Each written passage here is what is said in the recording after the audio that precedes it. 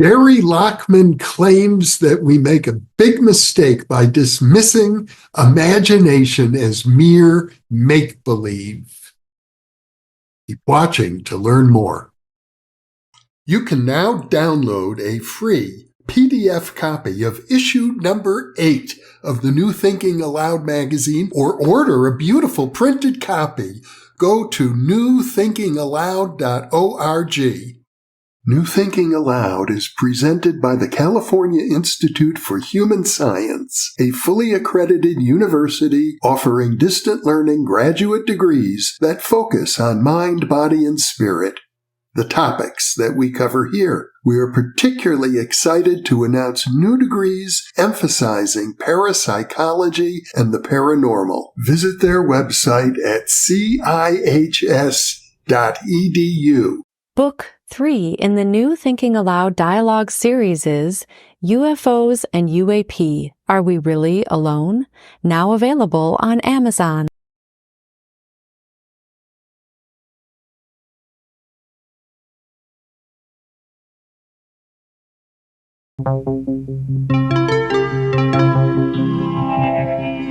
Thinking Aloud. Conversations on the leading edge of knowledge and discovery with psychologist Jeffrey Mishlove.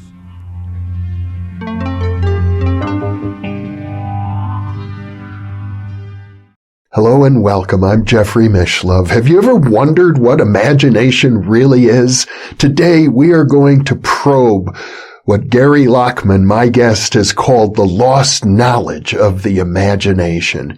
Gary is a historian of esoteric culture.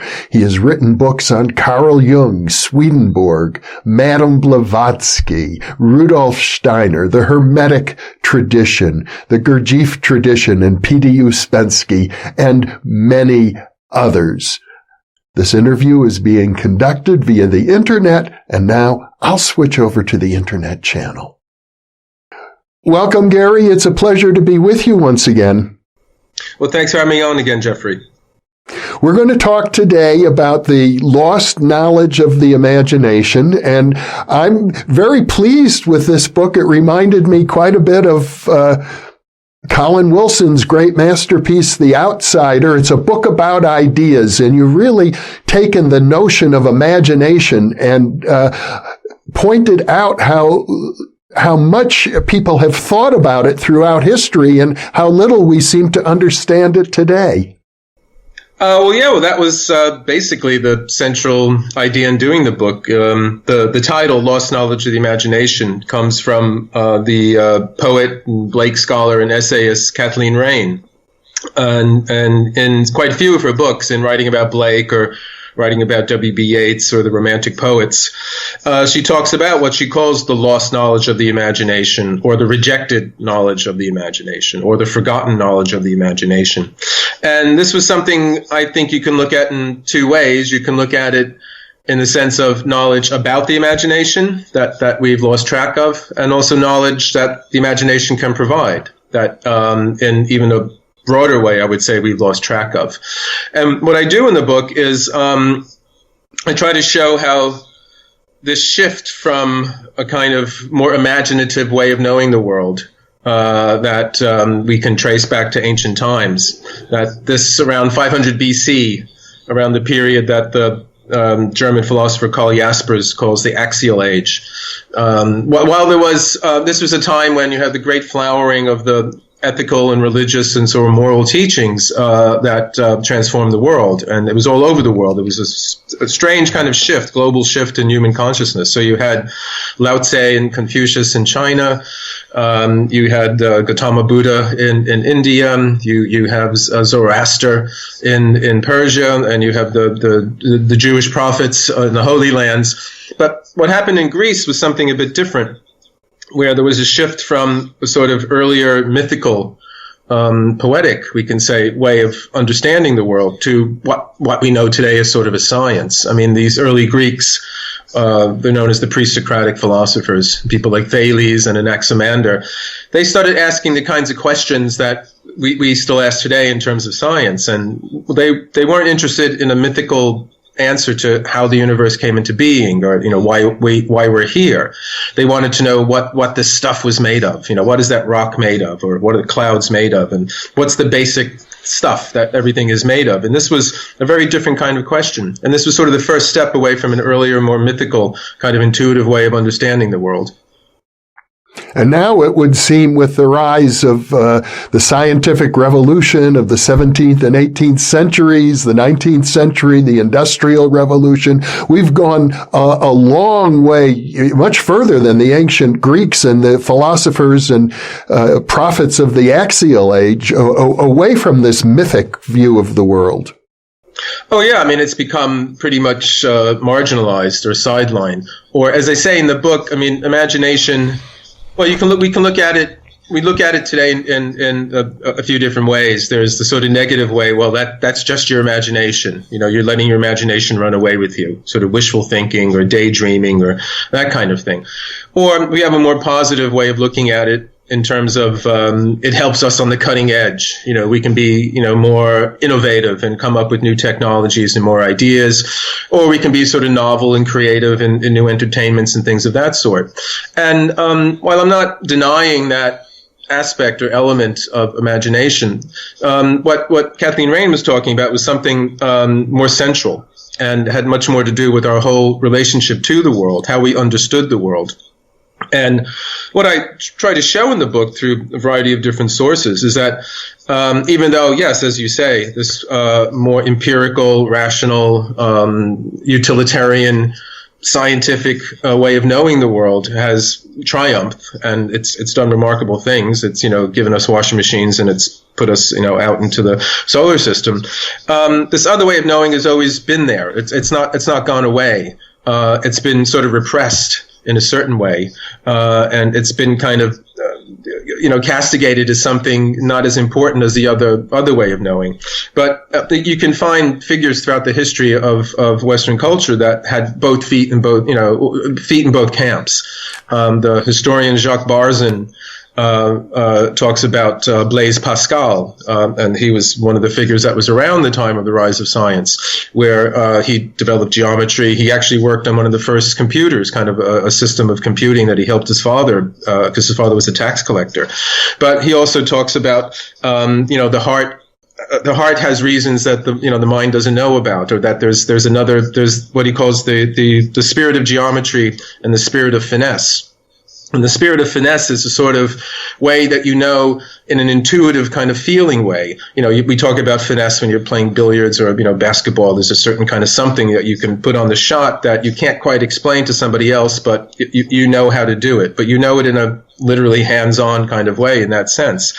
And this is something that's part of this other way of knowing. And what I try to do is, initially in the book, is show that there are different ways of knowing things. There's one way that we know about already, the scientific way, but there's other ways that we can know things too. And what we know through that way informs us about the world in a different way that the other way does.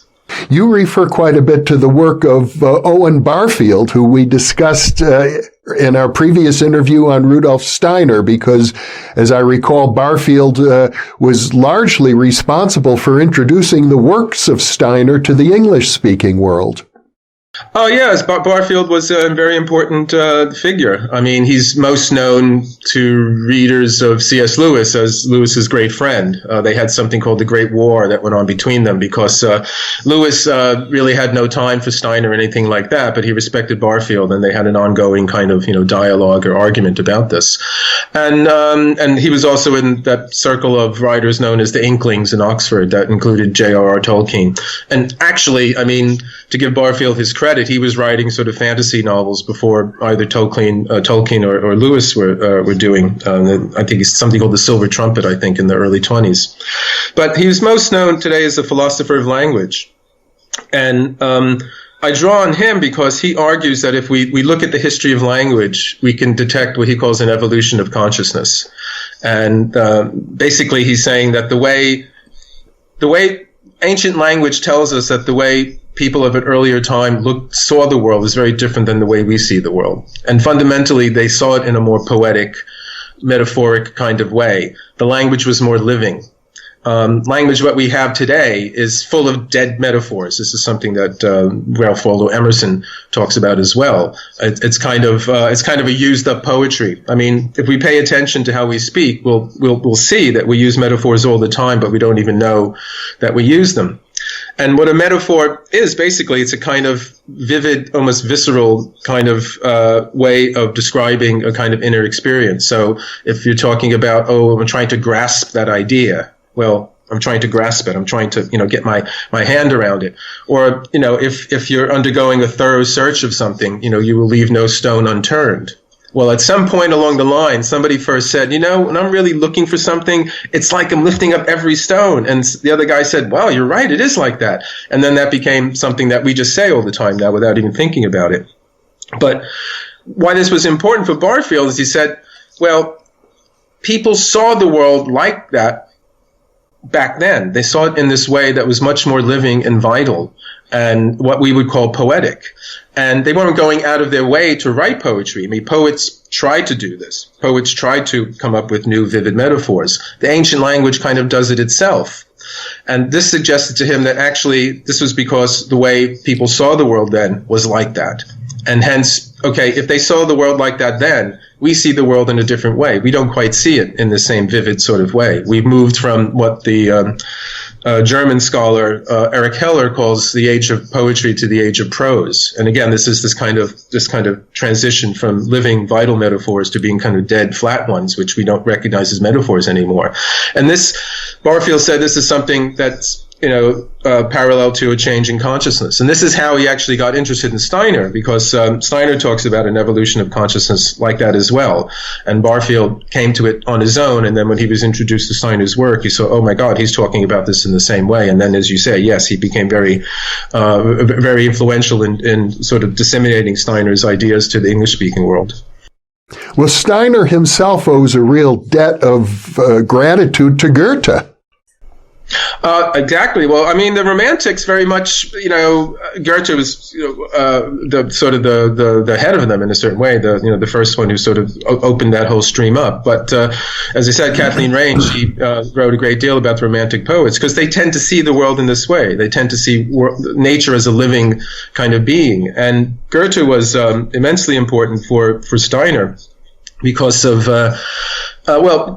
Steiner basically got his career going as being an editor of Goethe's scientific writing when he was a young man. And no one actually wanted the job because the literary people thought Goethe's scientific writings were dull reading, and the scientific people thought they were just rubbish.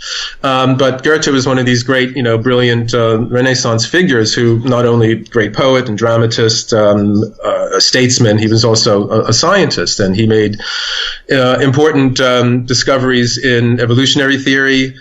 He also took on Newton with, he argued against Newton's ideas about color and the spectrum and all that. But the area of scientific study that was very influential on Steiner was Goethe's work in plant morphology, how plants grow and the kind of forms they take. And he talked about something that he called the Urpflanze, which is a really good German word. It means sort of like the primal plant. And it's difficult, even Goethe says, it's difficult to describe what it is exactly, but we can say it's kind of like an archetype of a plant, let's say a Jungian archetype of a plant, or something like a Platonic idea. It's a sort of central blueprint out of which all other plants grow. And Goethe believed, though, that he had trained his imagination in order to actually see this. It wasn't just an idea. It was something that he could perceive through his trained imagination, what he called active seeing. And he says he saw it for the first time when he was in Palermo on his famous Italian journey. And he, as all good Germans did, he went down south. I mean, all the good Germans go down south, and to the land where the citrons bloom. And while he was in Palermo, and he was at the Botanical Gardens, he was studying the plants there, and he said it was incredibly different studying them there than rather back in Weimar in a hothouse. Here they're out in their natural setting and in the sun and all that. And he was staring at the plant, and he said he saw the Urpflanze, and it was this kind of the not imaginary, it's imaginal in the way that the French phenomenologist and scholar of Persian mysticism, Henry Corbin, talks about imaginal, which is this kind of in-between realm between the physical and the purely conceptual. It was something that was perceived, but not with the inner eye, as it were. Now, this is crucial. I don't want to lose this point about Corbin's notion of imaginal, because I think it's the centerpiece of your whole argument, really. Because it's not just sort of an intermediate realm. He says it's ontologically real. Yes. Well, the imaginal has its own reality. It has its own ontology, just as our physical world has a kind of physical ontology, as a physical being, and this conceptual world, say the pure kind of Platonic ideas. You don't see the Platonic ideas, you see them expressed in physical realm. So we can only conceptualize a pure circle, and we see lots of other circles out in the world. And none of the circles that we encounter in the real world are actually perfect circles, but the one circle that we can conceptualize. And this goes back to Steiner, because Steiner says the same thing. He says, he had a very strange idea that, when each of us conceptualize a triangle, we're all conceptualizing the same triangle. But, another example for Goethe of this kind of act of seeing earlier than this was when he visited Strasbourg. And this was when the famous cathedral, which for a time was the tallest building in Europe, was under construction, or just about finished, or something along these lines.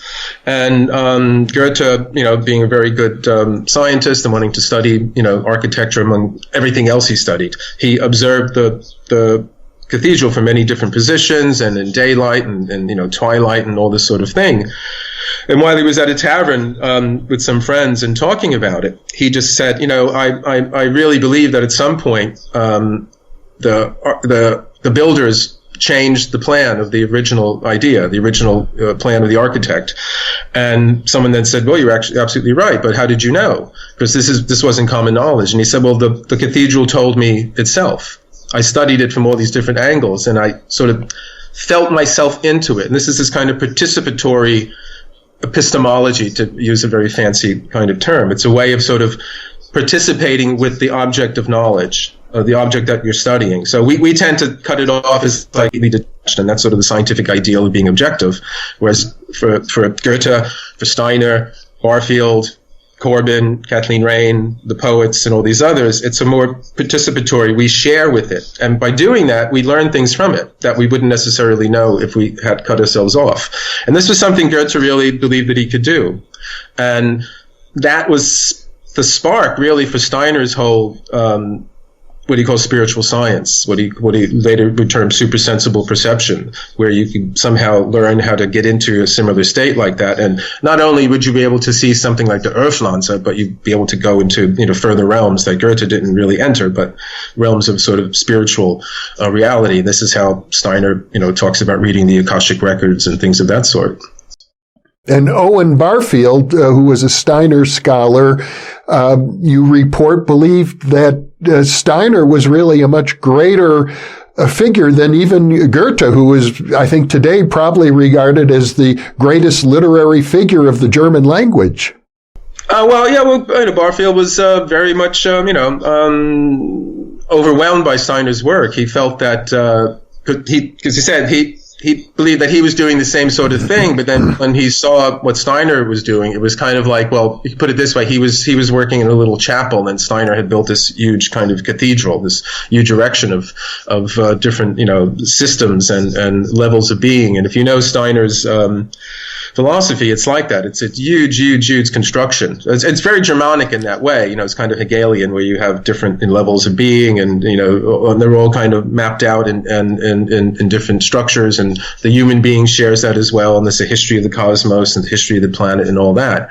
And but I think that may well be true, but Barfield's a better writer. I think if you want to get an idea.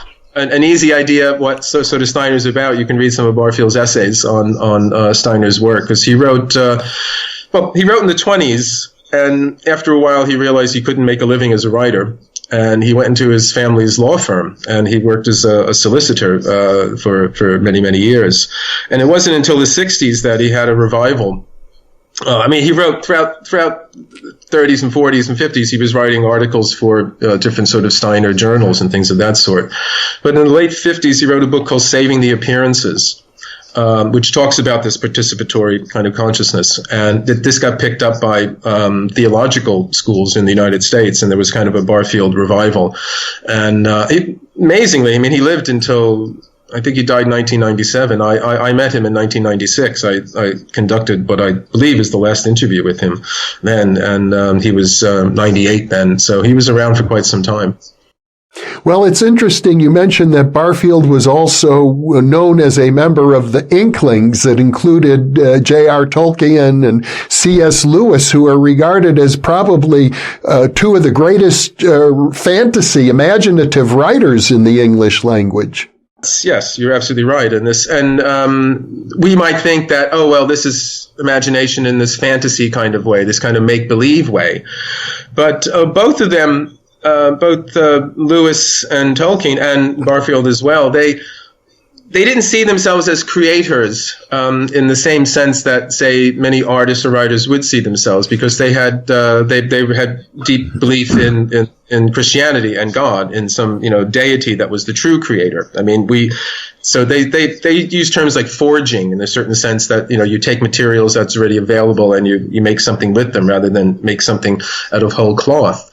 But yes, I mean the whole world of the Lord of the Rings and Lewis with the Narnia and also with his space trilogy. I mean they both made fantasy kind of respectable. I mean, they're works of literature. I mean, I remember first coming across them when I was reading this sort of stuff ages ago.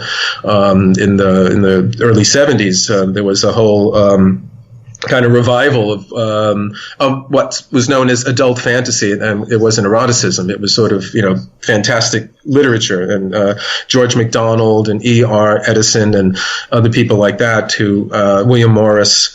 They were writing sort of mythic tales, but and sort of fairy tales, but for adults, and it was of a high caliber of literary standing. But this is a way in which the imagination can create or reveal imaginal worlds. I mean, one of the people I talk about in the book a bit is the poet Samuel Taylor Coleridge, who's famous for Kubla Khan and the Rime of the Ancient Mariner and things of that sort. And in a huge book of his called Biographia Literaria, where he basically writes about anything coming into his head and the different things he's read, he makes a distinction between true imagination and fancy, or fantasy. And fancy for him is where you take things that are already made and kind of smack them together in novel kinds of ways. So a flying pig is a product of fancy. It's not a product of imagination in the true sense, because imagination is original, but not in the sense of being novel, of being shocking or new, or that kind of thing, or innovative. It's original because it goes back to the origin, and the origin of things for Coleridge and for the German philosophers that he read quite a bit, like Kant and Schelling, it was the imagination. And also in the Hermetic tradition, this is true. And again, this is something that was part of our Western kind of culture up until around about, the early 17th, late 16th, early 17th century, with the rise of the more empirical kind of rational science, which was an outgrowth of that initial shift that Jaspers talks about in the Axial Age. Yeah. Now, you also write about an interesting controversy, a time in which Goethe got angry with his friend, I think it was Schiller, and it was about Kant. It was about Kant's distinction between an experience and an idea, and Goethe's anger that Schiller would agree with Kant about that. Yeah, I mean, this was a famous story where they were both attending a scientific conference, a city in Germany, Jena. And they knew of each other, and Goethe knew Schiller, but he didn't like his work that much. He thought he was too shocking. Schiller wrote a play called The Robbers that was a very kind of violent, revolutionary kind of play. And although Goethe basically got the romantic ball rolling, with his novel The Sorrows of Young Goethe, which tells the story of this young poetic character who's in love with nature, but he has a failed love affair, and he winds up, blowing his brains out or something along those lines, and incidentally kicked off a series of copycat suicides across Europe. He had outgrown that, and he had become a bit more classical and a bit more Olympian and distanced from all that kind of thing, where Schiller was actually still kind of in the grip of this romantic kind of fervor. But they met at this conference, and both of them felt that it was a scientific concept. Both of them felt that the way that science then, again, this is in the late 1700s, the way nature was being talked about was too mechanical and was too much about cutting it up into bits and pieces, which is the whole empirical, scientific sort of way. And Goethe believed, no, we could understand nature from something from within working out. Something that's working throughout the whole, and it's all connected. And Schiller agreed, but he said, "Well, what can you do? This is how it is, and we don't really know how to approach it in a different way." And then Goethe decided to tell him about his story about the Earthpflanze, and Schiller listened and all that, and he said, "Yes, that's a really nice story, but in the end, that's just an idea, isn't it? It's not a real experience." And Goethe, although he was angry, he very tactfully said, "Well, in that case, I happen to see ideas." And the thing with Kant is that Kant's fundamental argument was that we grasp the world through what he called the categories. And there's a long story behind how he came up with that, and this was to sort of defend reason and rationality and the pursuit of knowledge from the skepticism of David Hume. There's a Scottish philosopher who had basically undermined, the whole idea of causality. He said, even though the sun rises every morning, there's no absolute reason that it's going to the next morning. We're just used to seeing it that way. Even though every time you hit a billiard ball against another one, it bangs the other one. There's no absolute certainty that that's always going to happen.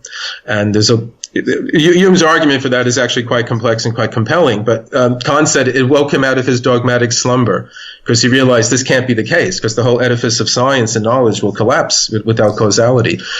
So he had a counterblast, and it was basically the idea that instead of the mind being filled up with things coming from outside, this was John Locke's idea of tabula rasa. There's the blank slate, and there's nothing in the mind that isn't first in the senses. And Hume took that idea and ran with it. Kant said, no, it's the other way around. We wouldn't even know anything about any kind of external world unless what he called the categories reached out and sort of shaped that world. And you can see Kant's categories as kind of in the same camp as Plato's ideas or later Jung's archetypes. It's a kind of blueprint or stencil that the mind reaches out to the outer world with and organizes it. One of the interesting things about the earlier mythic way of looking at the world is that they saw the world as being populated by spirits. If you go back to the animistic cultures, they saw spirits in every rock and every bush, every tree. The world was alive, but not just alive in a vague way, alive in a way with entities that you could interact with.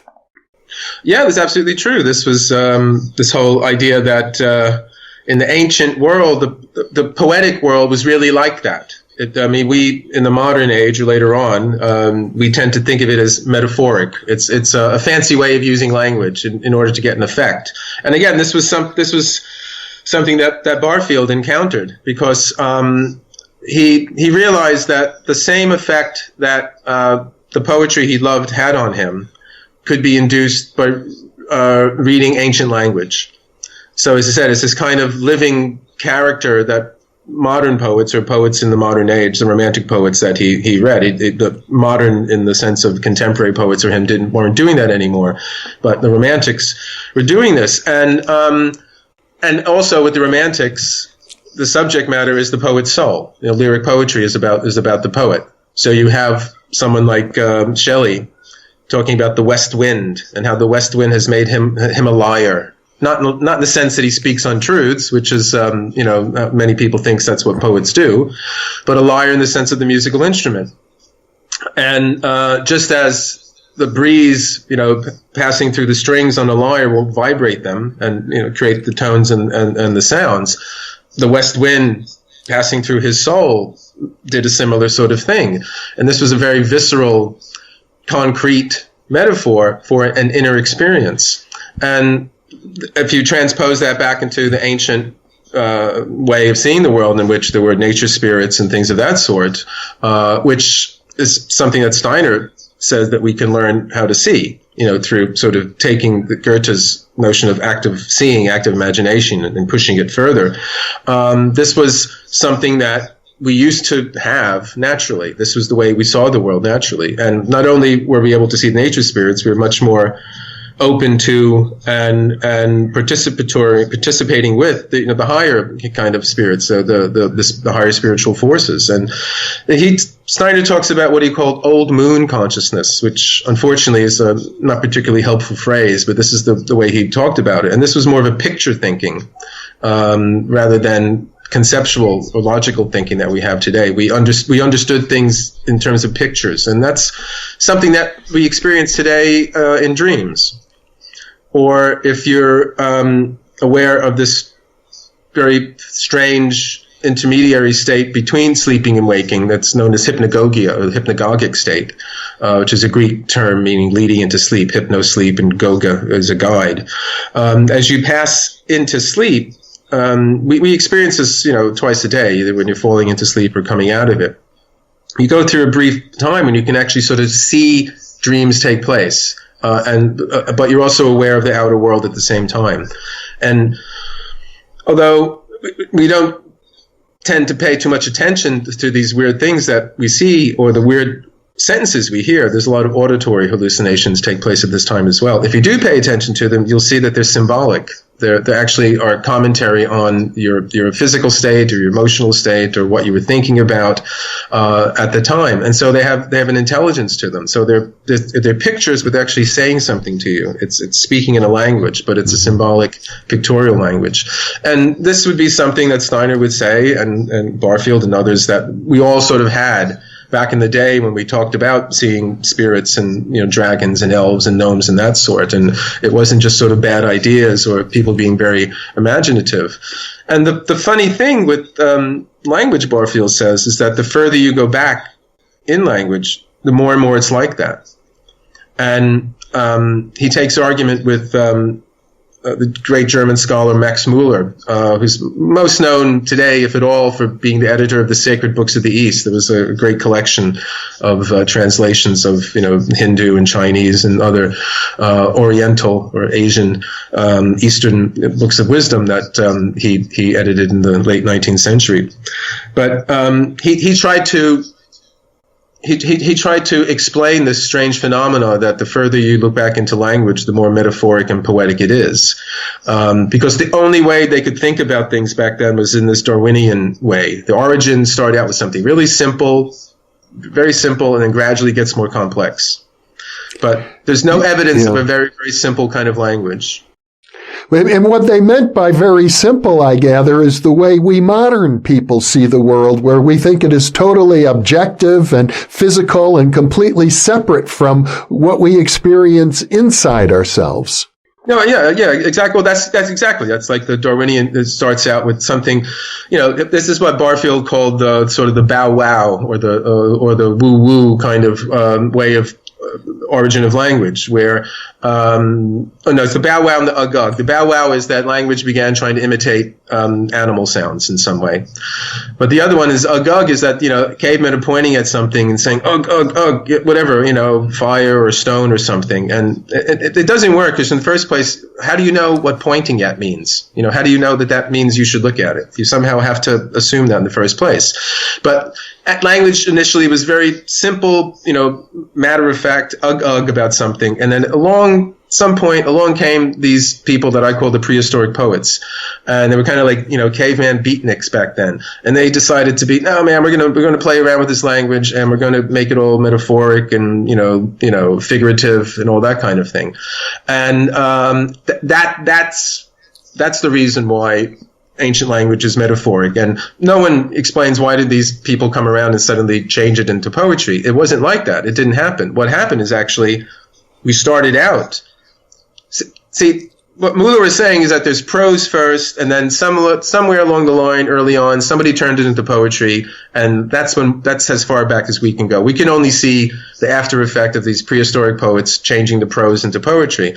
And what Barfield is saying, no, it was poetry in the first place. It was poetry first, and what we see as prose is the result of an historical, kind of process. We've arrived at this prosaic way of seeing things, and again, that prosaic, gives it away. We see things in this kind of bare, matter of fact, very much, simple kind of way, and any kind of, poetic, metaphoric kind of element is kind of nice little coating that we add to it.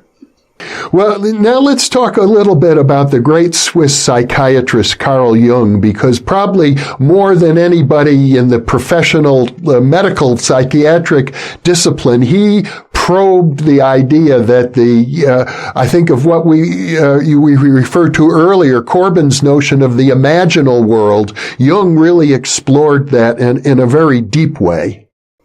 Well, certainly. I mean, I point to Jung as someone who actually plunged into this imaginal world, this world of, he called it the objective psyche. And I tend to think that's a better phrase than his more well-known one of the collective unconscious. And he talks about meeting Salome and Elijah and other kind of characters who spoke to him and talked to him and told him things. And one of the most important ones was this figure that he called Philemon. Strangely enough, if you look at the paintings of Philemon in the Red Book, they look a lot like Freud. So I don't know if anyone's mentioned that before, but they kind of look very similar to Freud in there. But Philemon became this kind of inner guru for Jung. And he told Jung that your problem is that you think your thoughts are yours alone. You think you own your thoughts, but actually your thoughts are like the plants and animals in the forest. You share the forest with them. So Jung realized that he shared his inner world with other beings that inhabited this inner realm. And you can understand how he might want to keep that secret for a while, because, most people who, talk about people in their heads, they're the ones who go to see Jung. They're the ones who go to see Freud. So he was sort of, hallucinating these characters, but it's objective psyche in the sense that it's a realm of the inner world that doesn't have anything to do with you personally.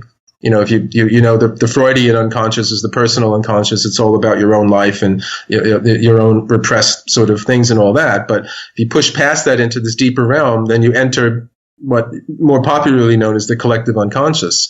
But in the sense that it's subjective, in the sense that it's not about you. And this is the same kind of imaginal realm that Henry Corbin talks about, and Corbin knew Jung, and he was a familiar figure at the Eranos meetings in Switzerland in Ascona in the last century, and he talks about the Persian mystic Suhrawardi, who would through various sort of meditative practices would go on these kind of inner journeys and likewise meet these inner entities, and they would talk to him and tell him things. And so this is a real kind of intense way of encountering the knowledge of the imagination, because not only is it, you're learning something about imagination. Imagination is introducing you to a whole topography. It's introducing you to a whole world that exists within us. And I'd say in this book and others, it's similar to like what Steiner talks about when he reads the Akashic Record, or it's similar to Emanuel Swedenborg's accounts of his journeys to heaven and hell. And incidentally, Corbin wrote quite a bit about Swedenborg as well, and relating it to Suhrawardi's experiences. I had a similar experience once, and it was actually captured on videotape, where I was hypnotized and told to contact my inner healing advisor. And under hypnosis, I saw this figure approaching me wearing a toga, and I thought, oh, great, this will be, because I wanted to improve my public speaking ability, I'll make him Demosthenes, the great Greek orator, so I can improve my speaking abilities with his help. And so I thought I would have this conversation with Demosthenes, and no, the figures told me I'm not Demosthenes, I'm Seneca. And I said, well, what do you want me to do now that we're communicating. And he said, study my life. And ever since then, I've had this like interconnection with the ancient Roman philosopher Seneca. It feels quite real. And the funny thing is that Seneca's very last words, he was ordered by the Emperor Nero to commit suicide. And he was at a dinner party with his friends. And he said, well, can't I at least make out my last will and testament? And the centurion said, no, you must take your life right away. So he turned to his friends at the dinner party and he said to them, well, I bequeath to you my life. Study my life. How strange. Yeah. I found Seneca to be one of the most fascinating characters in human history, actually. He literally ran the Roman Empire for 5 years. He was Nero's tutor, and when Nero was still a teenager, Seneca was running the empire. So he, at the same time, he was a Stoic philosopher who slept on a hard bed and ate only raw vegetables and fruits. And this is the kind of thing you can get these sorts of messages that, if you're not so inclined, they may just seem, oh, this is strange nonsense. But if you actually pay attention to them, they actually say something. I mean, this is an example that's not quite as intense as that, but Julian Jaynes, the psychologist who wrote The Origins of Consciousness and the Breakdown of the Bicameral Mind, when he was sort of working on that book and trying to understand the relationship, and he actually was trying to understand knowledge in some very broad sense, and he took a nap, and he kind of fell into a reverie lying on his couch, and he could hear above him a voice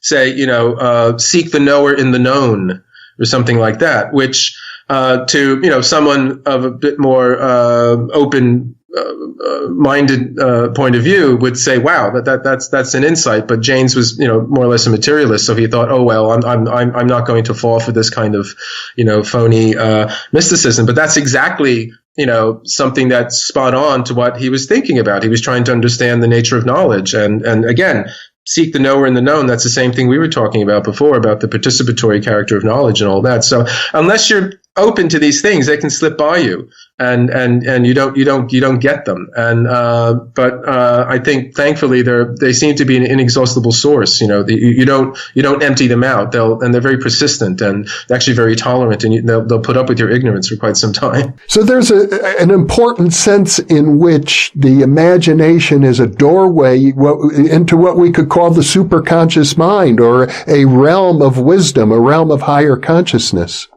Yeah, I believe so. I mean, and again, we have to be careful though, because it's not just any imagination. Saying before, Coleridge's distinction between true imagination and fancy or fantasy, and this was something that Corbin said as well. When you go on these inner journeys, there's certain certain guidelines that you need to follow in order to stay on the right path. And this is something that is part of all kind of inner journeying. If you're familiar with sort of Kabbalistic kind of path work, the different paths on the Kabbalistic tree of life between the different Sephiroth and all that, there's certain symbols and colors and a variety of other kind of things that are associated with whichever particular path you're on. And a lot of magical practices, they're related to the tarot trumps. So although historically there really isn't a connection, but this is sort of the creative aspect of magic, where somebody made that connection and it actually works.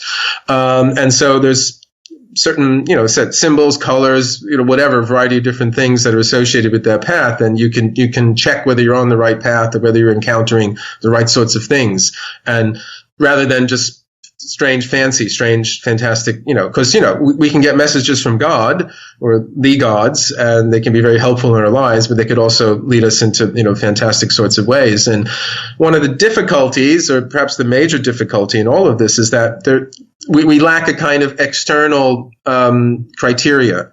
Whereas like in the external form of knowledge, we can test things. You can test whether, those two chemicals together produce that result, or, those angles add up to something else, or if you follow that trajectory, you'll get to the moon or something like that. This inner kind of knowledge, these inner kind of experiments, that we don't have this external way to test it. So it's a kind of taste. It's a finesse. It's that sort of spirit of finesse that Pascal talked about a long time ago. It's a way of developing a kind of familiarity with it that you kind of know in an intuitive way whether you're on the right path or not, and you're not encountering things that don't belong there. Gary Lachman, once again, this has been an incredible journey. You do an awful lot to help awaken people to realities that are occulted, hidden, and sometimes suppressed in our culture, and I think are desperately needed. So once again, thank you so much for being with me. Well, once again, absolutely my pleasure, Jeffrey.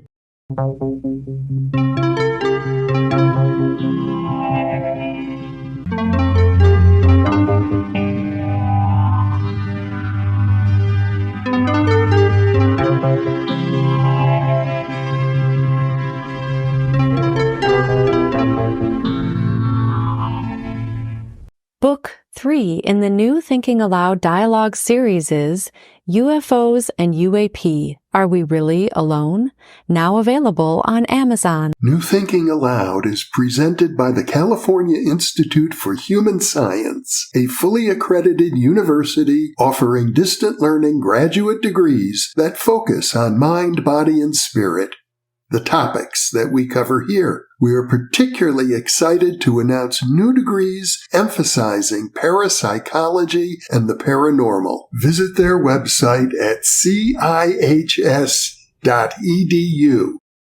You can now download a free PDF copy of issue number 8 of the New Thinking Aloud magazine or order a beautiful printed copy. Go to newthinkingaloud.org.